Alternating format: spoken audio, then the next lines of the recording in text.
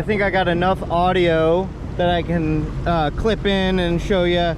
So this is a quick review of the Wet Sounds speaker upgrade for the SeaDoo factory system. And yeah, it's pretty great. The SeaDoo factory system is just a little bit quieter and a little bit more distortion in it. Like here, I can hear this loud and clear cruising at 40, 50. I can still hear the music at 70, whereas with the stock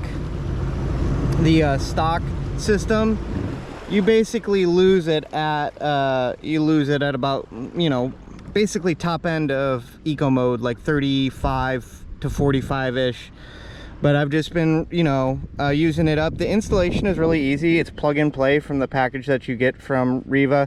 The only thing that I will say is when they say don't torque it that much, they really mean it. There's a band that goes behind here and it goes into the factory location, and those factory locations, they're not actual they're not actually threaded. They're like dowels that go in and they can spin. And I spinned it or I spun one of the locations, I think 2 on this side and 1 on that side, spun, so I had to pull them out, and then I painted the threads of it with super glue, the outside threads, and then pressed it back in and let it cure. And worst case scenario, I can always come back in with JB Weld or something, but they're not going anywhere. They're really easy, and there's no extra draw. I haven't had any sort of battery issues or something like that. It is louder. It's a great system overall, and I know the $800